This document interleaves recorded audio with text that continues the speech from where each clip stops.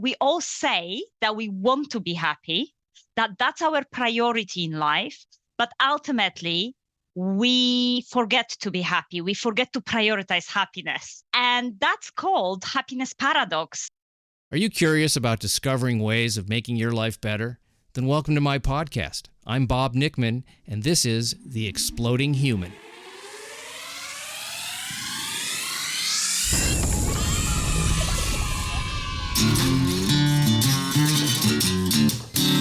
Listen in while I talk with all kinds of people in the fields of personal growth, health and healing, alternative therapies, psychology, spirituality, environment, and the future. I'm looking for those answers that make life better for everyone. You'll meet cutting-edge practitioners, doctors, artists, filmmakers, business people, and those who have overcome challenges.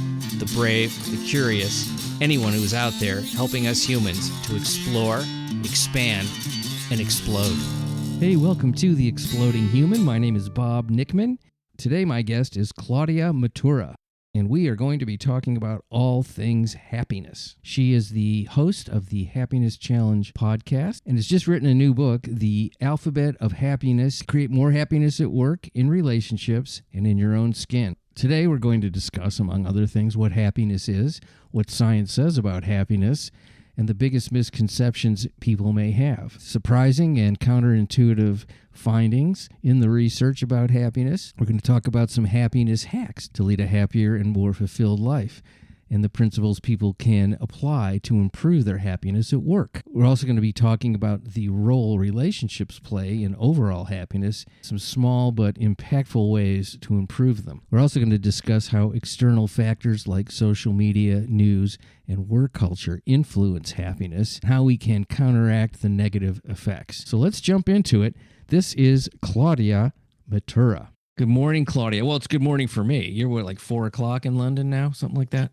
Yes, and it's 4 p.m., so it's almost the end of a very hectic week. Okay, well, that's right. It is the end of the week, so happy end of the week, I guess. Absolutely. Since we're going to be talking about the topic of happiness, everybody says that's what they want, but first of all, what is it? That's really the big question for me sometimes. I feel like I don't sit there and go, am I happy right now? Am I happy right now? Was I happy 10 minutes ago? Am I going to be happy?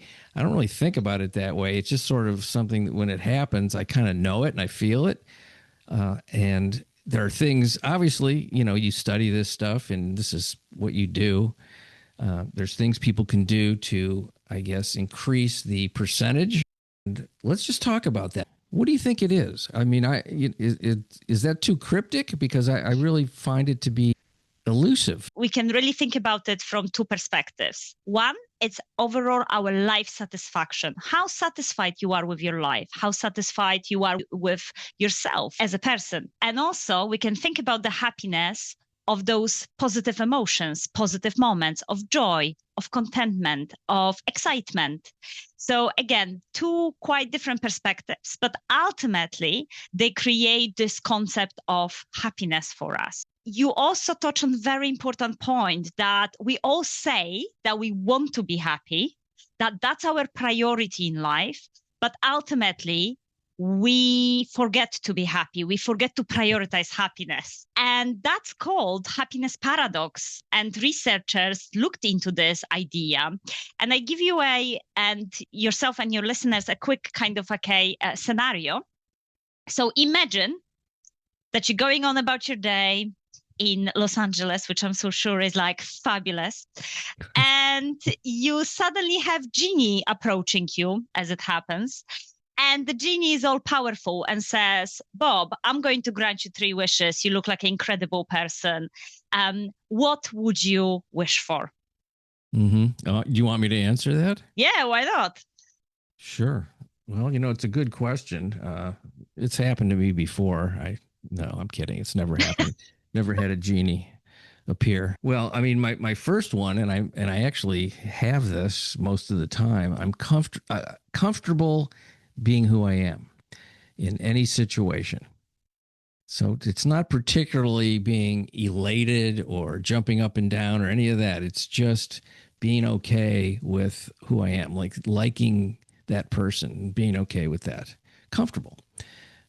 And so that's probably number one. Now, if you have that, you can sort of move through any of these other things that maybe make you, more excited or, elated or any of those things. But it's certainly not things, I wouldn't wish for necessarily there's no thing that really can do that for me at this point. And maybe, well, here's another thing. That's really it is that and love. I think those things, more of those two things. Yeah. And that's amazing things, Bob, that you're wishing for. And when actually researchers do this experiment, this Genie experiment, people wish for lots of different things. They wish for peace, for love, they wish for fame, for money, more external aspects, health, education. But then the researcher says, okay, you're wishing Genie for all those things. Why is that? And then people say, well, we wish for all those things because then we can be happy. And then the researcher says, well, why wouldn't you ask Genie for happiness? Yeah. And then, you don't have to have all those things then. And that is called the happiness paradox. This idea that we say, yes, I want to be happy in life, but we actually don't necessarily know what that means for us. We think from a society point of view and a conventional wisdom that we have to achieve lots of things and do and have lots of things before we get happy, rather than actually concentrating on learning what happiness is for us and actually learning on how to be happy every day. Yeah. I mean, my experience in life, which is, I'm 71, chasing things does not make me happy. It never has. Well, probably the biggest misguided notion that I had when I was younger was I mistook pleasure seeking for happiness. And so that's a pursuit that actually leads to unhappiness. So it's none of that. And what I've discovered for myself, it's a byproduct of doing other things. It isn't something that I can actually go for in and of itself. It's if I'm doing things like service to other people, working on something that I'm passionate about. Those are the things I can actually do, and then I feel pretty damn good. Go to a happiness store and try to buy it, you couldn't. You'd have to go to these other places first, and then it would sort of arrive. Yeah, absolutely. And that's exactly what research shows. It shows that we are first happy, and then we can be successful. We then can achieve other aspects. We then can serve other people. And so exactly coming back to my first definition, positive emotions, and then they over time add up together. So we feel satisfied with our life. But I think we also need to forgive ourselves a little bit around the idea that we follow conventional wisdom, that it is about external aspects, because over 15% of our daily thoughts are spent on social comparison. And in the world with social media, social comparison is very easy to engage in. So we will have society telling us, or influencers telling us, of what happiness should look like, or what our life should look like if we are at a certain age. And unfortunately, those specific aspects generate an obstacle of what actually happiness is to us. But I personally, in my book, The Alphabet of Happiness, I very much talk about that. For me, happiness is most importantly about daily habits. So there is a fantastic research by Sonia Lubomirsky that shows that 40% of our daily happiness is due to our habits. So coming back to your point, those activities that we repeat on daily basis that create more happiness, joy, and contentment in our life. So then, of course, the question is, what are these things? And you already listed some of those, which is really exciting. That's an interesting idea, that the things you do, your habits. And I think that actually is a function of as you get older, you are able to discern what actually works in those areas and what doesn't. When you're young, you're trying everything. And you're a little bit off the charts hormonally and mentally. You're just trying to figure out what it means to be a human in some way. So you're trying different things, and a lot of it doesn't work. But then there's things that you start to go, oh, that actually works. I'm going to do more of that and less of this other stuff that doesn't work. And that's how you sort of develop habits, I think. It's just there's a little bit of a trial and error thing. And I think there's probably, and you can speak to this, there's certain things that work better for most people. Yes, absolutely. Because of course, after research that shows, okay, if happiness is about habits, what are these habits? So of course, curious researchers run into investigating lots of different habits. In my book, The Alphabet of Happiness, I talk about 26 different principles, and I personally test-driven over 150 different happiness hacks and shared my experience of, how they can work. But there are some fundamentals, as you say, that will work for majority of us. And these, I would say, top three really are gratitude, because it has a power to rewire our brain to focus on the positive things in our life, and also savor the ordinary moments and remember our life more vividly, which is really, really exciting to know. Secondly, connection with people. So we have lots of fantastic research around random acts of kindness, how they give us a positive boost, or the fact that the number and quality of friends we have determine how long we live, by Professor Robin Dunbar. And actually, friends impact our happiness incredibly. And the third one is nature. Coming back to nature, engaging with nature, and the impact it has on our health and our immune system. Those are the kind of classics that we probably can explore. And if we really implement them on a daily basis, we can start seeing very much an effect on our happiness. And there is many, many more, but those are the top three, I would say. The idea of nature is fantastic, and it's something that we've gotten away from, particularly in the urban environments.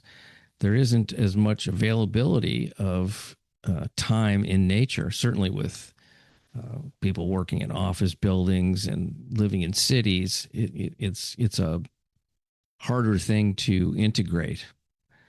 And I'm wondering if, just sort of working backwards, like do more of that and then see what happens to the other two things, because, there is a different energy and way that time moves when you're in nature that you can't really get it any other way. Because ultimately, as you pointed out, we as humans came from nature. And when we return to nature, our brain resets. Our brain starts processing informations at a different level. So our brain has a break, and then our body has a break. And there's incredible studies that around green prescriptions, when the nature is prescribed to patients to help with their physical health, because nature impacts our immune system and production of white cells. So there is lots of those benefits, but also when we are in nature, we are more active, right? Because we're doing something in nature. You walking, you may be jogging, you swimming, you hiking, maybe you with friends. So it's also that idea that when we're in nature, we are more active, and therefore we are more happy. Yeah, I find that to be true. And I don't really spend as much time in nature as I would like to. I mean, well, I say that, but could I do more? Sure, I probably could. I could figure out a way to do that. And I enjoy it. I never don't like it. It's always something I like. I think there's a mindset, and I've had this. It's like, well, I'm not getting anything done when I'm outside walking around. But why do you have to get something done? And I'm pretty good at chilling out and not having to accomplish things. I can do that. It's not a real chore for me. But there is times where I would like to be outside more. I do feel better. I feel better when I'm in the sun. I just, I think that's a natural thing. I mean, they say first thing in the morning, go outside and when the sun's coming up and just be out there as that's happening. Yes. And I really also relate to the aspect of living in a city. I live in London. It is a very big city. I think trying to engage in urban gardens, starting an urban garden, like I started, like I had a small pot, I have a small space, and I have over 120 plants there. On a tiny space, because I want to engage with that nature, because I know that I cannot go outside of London every day. I cannot go maybe to one of the key parks every day, but I'm bringing nature to me. So domestic nature, having plants, growing something, even if it's a pots of herbs on your windowsill, it's actually also engagement with nature. Even if you cannot have a big nature break, have a micro nature break. So in your book, you've list all these different types of things. Is there like prescription, like you're like, try this thing, try this thing. You have a lot of that in there, I'm assuming. Yeah. So in my book, The Alphabet of Happiness, it's an alphabet. So we are A to Z. I speak generally about the specific concept that impacts your happiness. And then I give you lots of different studies of why that works. I interviewed lots of different experts with their experiences. And then I give you lots of practical homework, if you like. So the idea of my book was to have a toolkit. I personally think about my happiness as a wave. Things happen in life, and we need to choose tools that can help us to boost our happiness. And those tools need to be right for us in the right moment. So where the idea of my book, The Alphabet of Happiness, is that you pull it out and you connect to the specific letter depending what is happening in your life. And you try that out and you see how you feel about your happiness.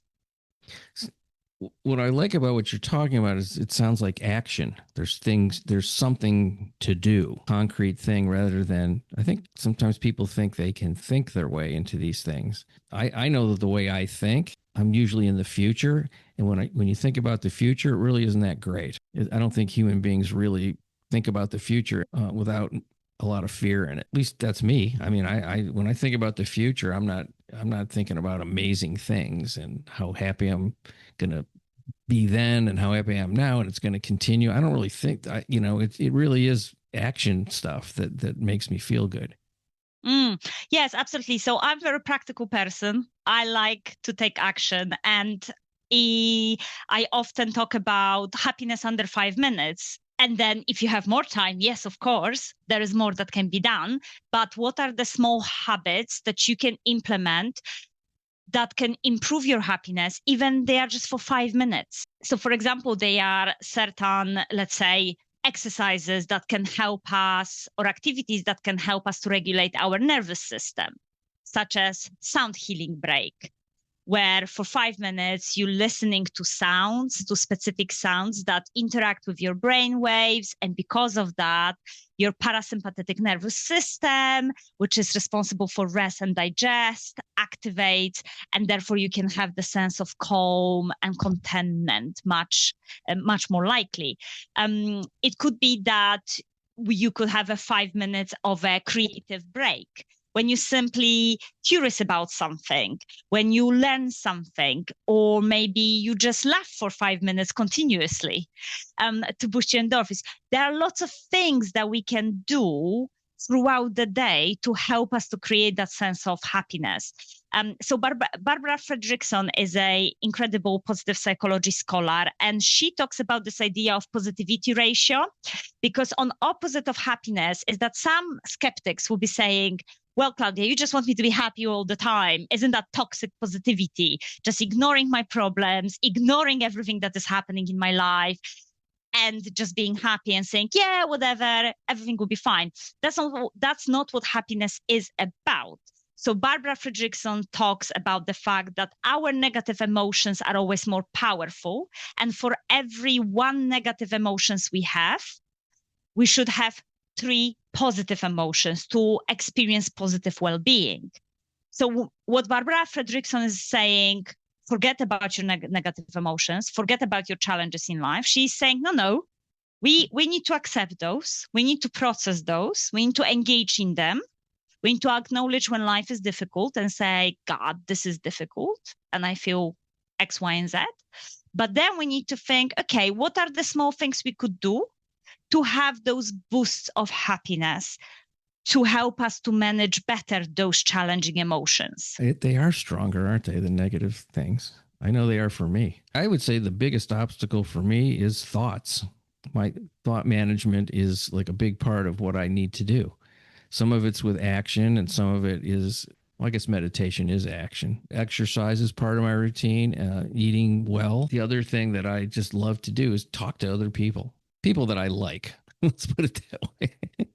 I steer clear of the people that I don't, if I don't have to be around somebody that's unpleasant, I'll run the other way. There's training, I think. I think when you're born or when you're a young person, you just think, oh, I just live and that's what life is, and you just do these things.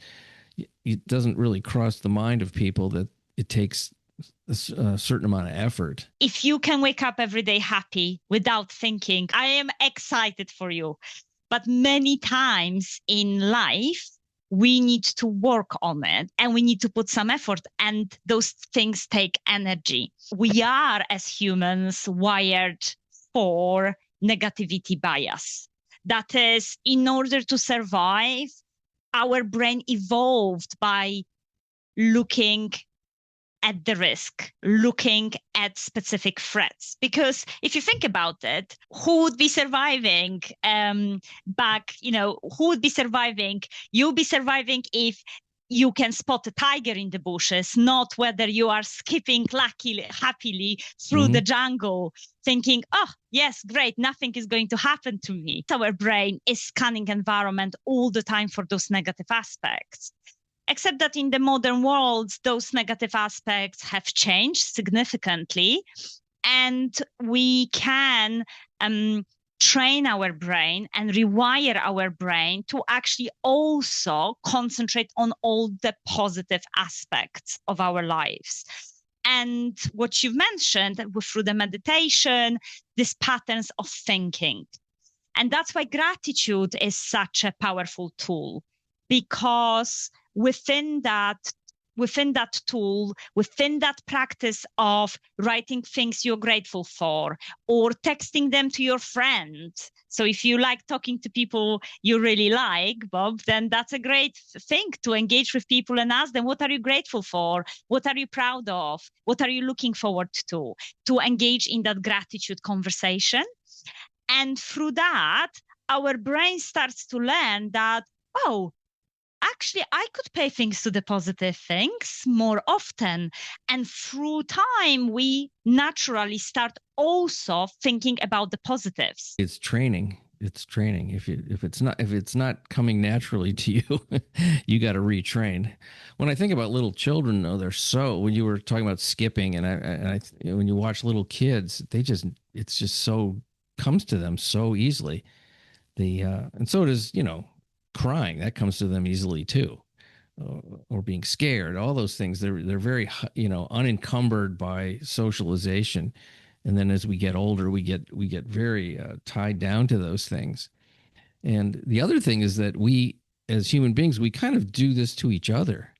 We tamp down on other people. We try to. It's like if you see somebody that's exuberant and happy, some people do not like that. It's a reminder that they're not that way, and they want to stop it. They don't like it. One of the few things that sort of everybody can kind of agree on is when they see music. Because it's in an environment where everyone's sort of going there to do that and to have that as an experience. So it's okay for under the proper setting, we can be, happy and wild and full of expression, all that kind of stuff. But if you were to just walk down the street, maybe you'll go out on the street after this and start skipping down the street singing. What's going to happen in terms of the people around you? Well, Bob, I've seen lots of people singing on the street in London, especially cyclists. Especially them. They'll be like in the headphones, literally singing out loud, cycling through London. Yes, we're thinking about those really incredible things that matter to our happiness, and then we just forget to do them, like music. So music is one of those activities that stimulates our entire brain, including our emotional part of the brain, including our areas of the brain responsible for our memories.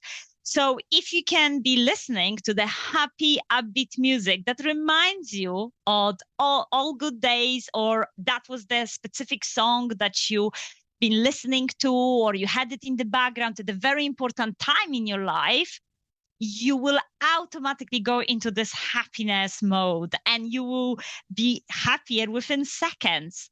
But it's the same truth for opposite emotions. So if you're listening to songs that are sad, if you're listening to songs that maybe remind you of something very difficult for you, you will go into that negative mood as well. So if we want to use music as a well-being tool, we need to be careful. And then, of course, seeing live music, you're right, there is a connection with other human beings in being that, reminding us that we are not alone. It feels like that, but we are connected. And actually, look at us. We love the same thing, music. We love music. We're creating music. It's such an artistic expression, and we can be experiencing it together. And it is a vibration. It's pure energy when we really think about that. And adding to the point of children do one fantastic thing we adults forget to do, and that is playfulness. Even though being playful is actually really important to our happiness, we have this notion that we need to stop being playful because I'm an adult. And if I'm an adult, I need to be serious. And that's really not great. And even at work, playfulness is shown to increase productivity for workers. So coming back to this childlike curiosity and playfulness, it's really important. We don't have to be serious because we're adults. That actually is not what being an adult is about. I'm going to have to agree with that one. Sometimes you're around serious adults. You just get me out of here. I want to go someplace else, Exactly. Let's bring some fun. Let's bring some energy. And I think that is very important aspect of bringing playfulness into our life, whatever that looks like. Lots of people who have lots of different patterns of being playful. For some people is, dancing. For other people, it will be about, let's be competitive with each other and start a bit of competition.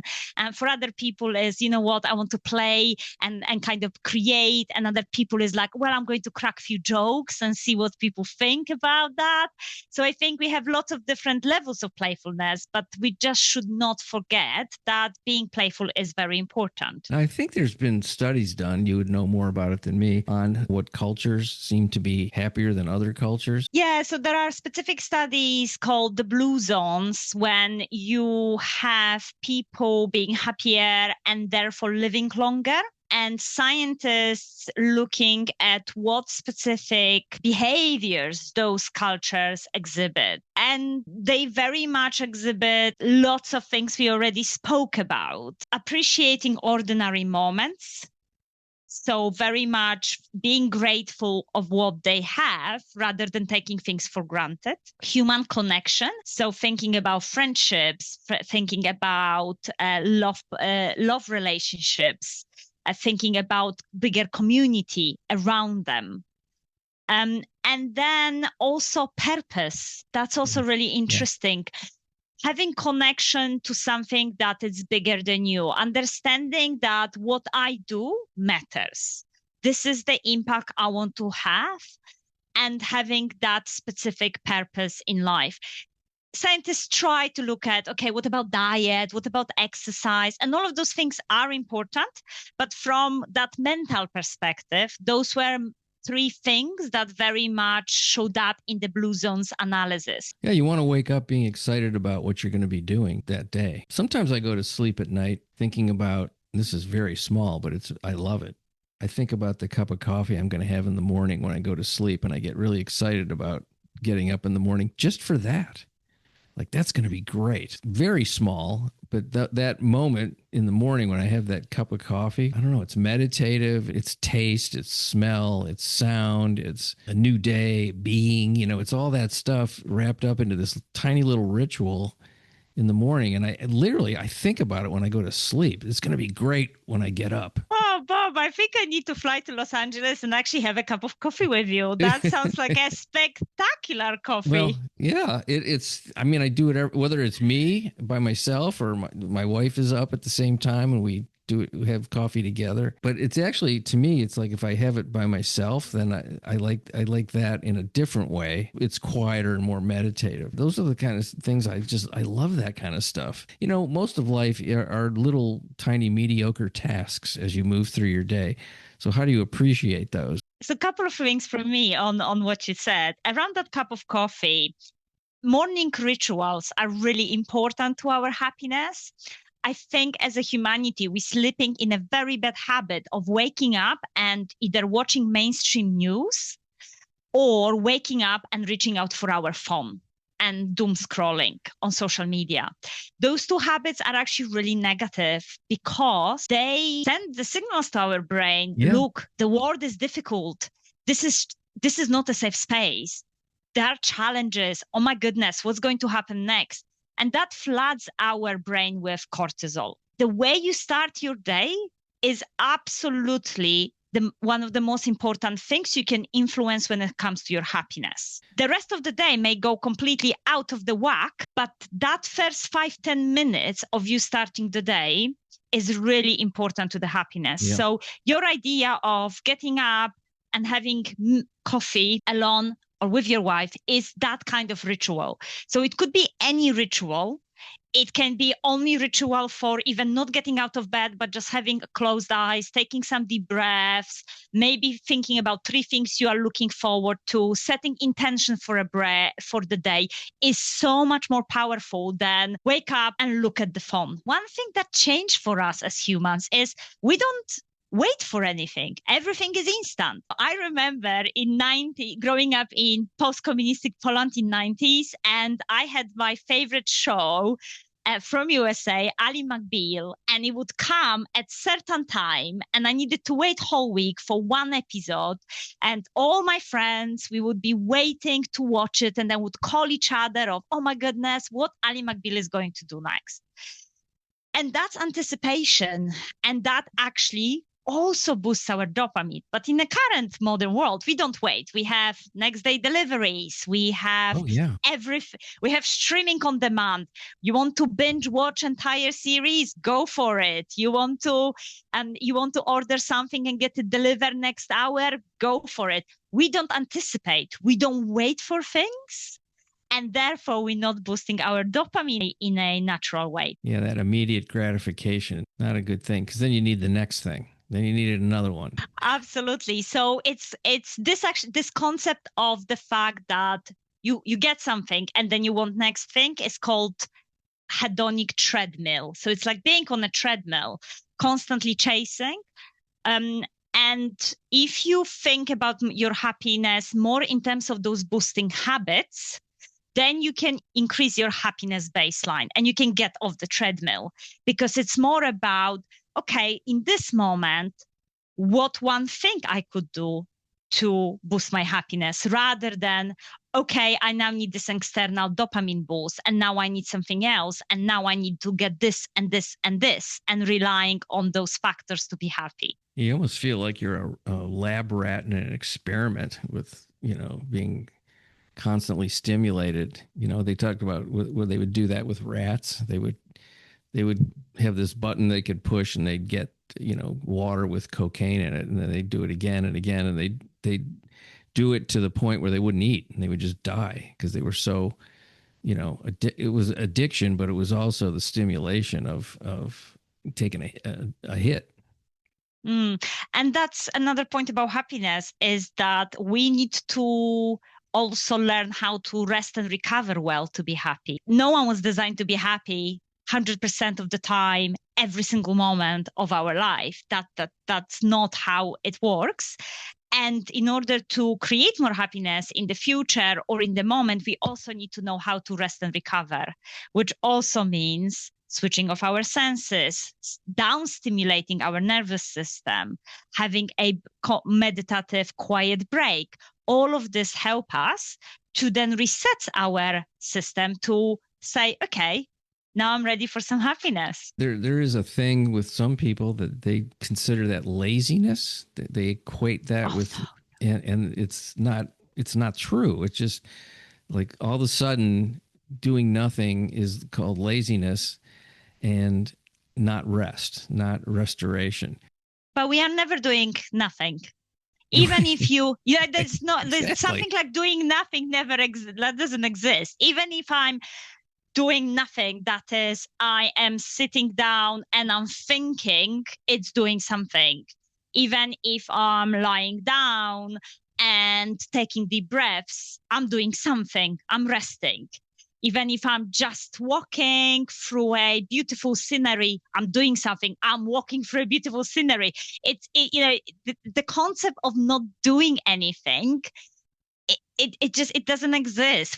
Our body is always doing something. I don't know how that got to be a thing where it's, the concept of you have to constantly be producing something. The badge of busyness. When people ask you, hi, how are you? And everyone, they say, oh yes, I'm busy.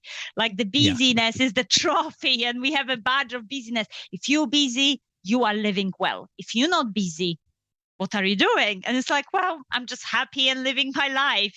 Busyness doesn't mean that we are living more fulfilling life because it's packed with certain activities or tasks. I have this thing where I say to people, what'd you do this weekend? That's a big one. What did you do this weekend? Like, what amazing fun did you have or something? I don't know what it's supposed to. And my answer is, it's a little sarcastic, but I say, I didn't do anything. I'm actually trying to become the dullest man in the world, and I'm almost there. I love that. Exactly. And most of the time people go, yeah, me too. Like they actually feel better when you say something like that, because they've been trying too hard and failing at having, the big fun, or they really don't want to. Yeah. And they feel weird that they don't want to. So when somebody actually gives permission to be uninteresting, which is, I'm not, but that's the way I put it because it's funny. Mm-hmm. Yeah, I love that, because majority of us are suffering from FOMO, right? The fear of missing out. The world is, and especially if you look on social media, the world is happening, people having all this adventure, and here I am in my apartment doing nothing. Oh my goodness, I'm such a failure as a human being.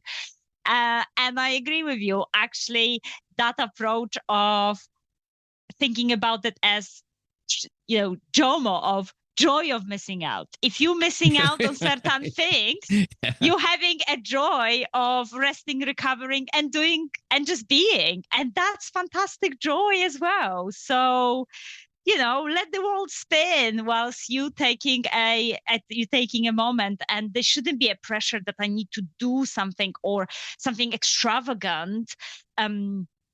Something extravagant to boost my happiness. And actually research shows that ordinary moments, longer term, increase our life satisfaction much more than extraordinary moments. And I think we can relate to this concept when we think about our childhood. When I think about my childhood, I remember the small moments. I remember my mom baking my favorite cake. I remember playing with a dog in the garden. I remember building some stuff with my dad. I remember my sisters arguing and bickering about some small bits and then playing together. That's what I remember. Yeah. I don't remember extraordinary things. And therefore I can say, oh, my childhood was great. I had all of those wonderful small moments of connection, love, acceptance, and joy. But when we then grow up and we have all these pressures of being, achieving, doing more and having, we feel that we have to have lots of extraordinary moments to make our life count. But actually, from a life satisfaction perspective, what you're going to remember will be mostly ordinary moments. Of course, there's some extraordinary moments like weddings and having a family and those big, big things. But overall, it's the small bits that really matter. I love that phrase, ordinary moments. That could be another title for your book. I've just finished writing one, Bob. I need a break. I'm sorry. There is the letter O in my book, The Alphabet of Happiness, it's about ordinary moments. So here we go. That's the one to check out if you like that concept. I love it. I think it's the greatest thing that there is. I just remember sitting as a little kid, staring at my grandmother's hands when she'd be sitting next to me. I was just so fascinated because it was an old person's hands, and I would just look at those things. And I loved her, and I just would look at that, and I'd look at her face, and I'd look at the lines in her face, and I would just be so. I can still feel it when I talk about it, and I never said anything to her. I just was looking and like fascinated by what is this? Is that going to happen to me? Or she seems so comfortable being that person. It was just, and there was love there. And that's why it probably felt so good. Talk about ordinary. It was so ordinary. It was extraordinary. It was just like, it was this heightened feeling of being alive. Of vibrating with another person. You can't really capture that and hold on to it. It's just happening when it's happening. I love that, because that is a sense of wonder that you were experiencing as a child to such a incredible peak. And that's another thing we lose as adults, right? We get used to everything. And we're like, yeah, whatever, this is what we are about. And that's what life is about. And we're losing that sense of wonder. And sometimes I like to do this exercise where I would say, what if I'm seeing this object or this person, or I'm experiencing something for the first time, how I would describe it, what I would remember, what interesting things I would notice. And that really changes your perspective. This idea, I wonder if, I wonder how I would think about this, if that would be the first time I'll be experiencing something. And that sense of wonder kicks in, and suddenly you start looking at things which are familiar, saying, wow, that is fascinating. Like, I'm a human being. I have this like tofu like substance in my head that is currently thinking and talking and getting excited. Like, how incredible is that? And how incredible is that I'm in London and it's 5 p.m. on Friday afternoon, and you are in Los Angeles with some sun hopefully coming in the morning, having this conversation. We are on different continent, Bobs. Like, how crazy is this? And we human beings with that tofu thing in our head created this. Pretty cool, right? That's my favorite part of technology, is that I can talk to people all over the world. As long as they speak English, I can talk to them. Well, soon AI will be apparently doing live translations for everyone. So you might be able to have a chat with people and AI, even if they don't speak English. Yeah, that would be great, I think. That's a good, nice use of that technology. My husband is waiting for that technology because he doesn't really speak that much Polish, and my parents don't speak that much English. So he's like, great, I'll now have in-depth conversation with your parents via AI. And I'm like, okay, great. Rather than learning the language. Now, you've lived in 2 countries, well, at least, but you grew up in Poland. Mm-hmm. Now you're in London, England. Which culture seems to be a happier culture? Oh, Bob, you're putting me in an awkward situation. Because, good. You like a little tension here. Why not? If my Polish family is listening, they're like, don't you dare. I'm not saying your particular Poland. family. I'm just saying the whole culture. I mean, and maybe there's aspects of happiness in one culture that's absent in the other, and vice versa. That's what I would think. It's like, I would think that life in Poland would be a little less hectic and chaotic and simpler. I might be wrong. I don't know if you were in Warsaw, which is a big city, but if you don't want to answer it, don't worry about hurting your family's feelings. They'll be fine. They don't speak English, so it's fine.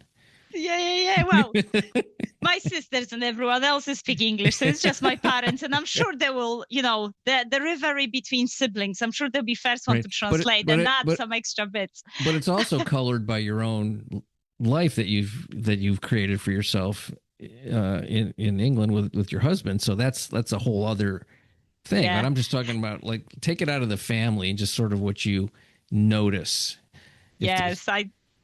Absolutely. So I think, so what I love about Polish culture when it comes to happiness is that I really think that we are very open as a nation and quite playful and quite energetic. But we complain quite a lot. So in Poland, if you would ask someone, how are you? They will give you a list of their worries. So don't do that. Just don't ask them how are they, yeah? Just have a conversation overall about anything else. But I think we very social and we love our food. And we have this idea of Polish hospitality that anyone could come through the door and Polish people be like, right, let me make you a cup of this, a cup of that. Let me pull out some good Polish food. Let's have a conversation. Let's eat. So we are very celebratory in that sense. Wonderful. In the British culture, what I think I love about British culture is their sense of humor. I think I love bantering. The idea of bantering with people is very British way of expressing their connection. And I love British sarcasm. I love British humor. Yeah, me it's too. So spot on.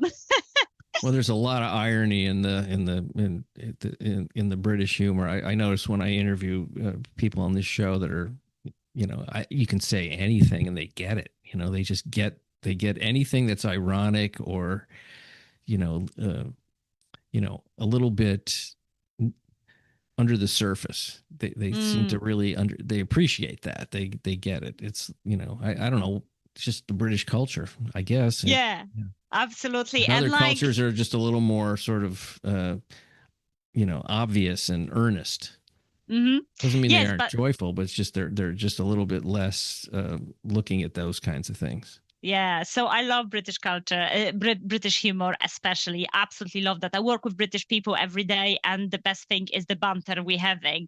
And I think if you don't really kind of understand British banter, you might be saying, those people are not very nice to each other. But actually, it's absolutely pure joy of what's happening and pure love and friendship in the room. But on the flip side of that, I found British culture quite reserved in the sense that they are not very keen or to express lots of positive emotions. So, in English, like in Britain, not bad means actually it's very good.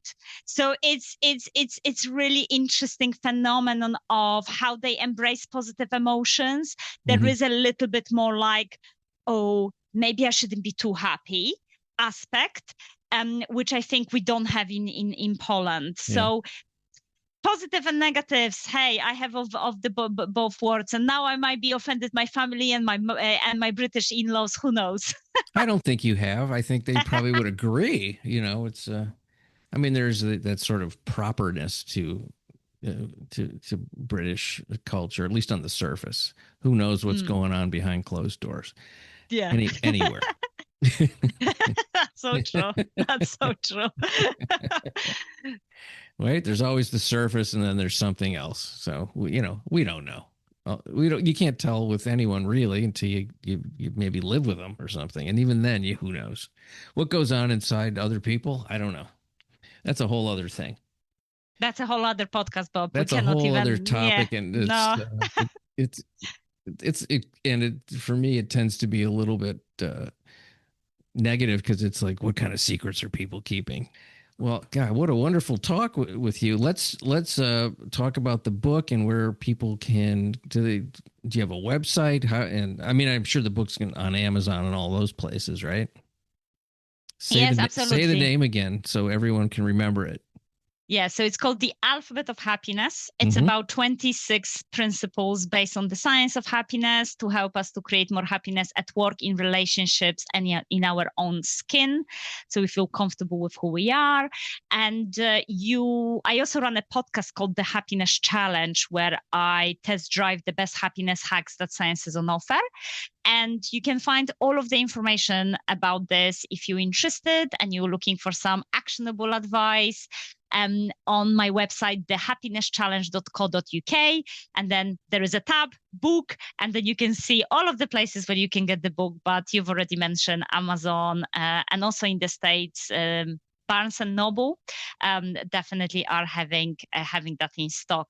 The book is launching on Tuesday, like next Tuesday, so 30th September, which means that it should be in the USA around October, November time. Oh, okay. So this will air before it's available in the US. But so, folks, you can get this book before it even comes out.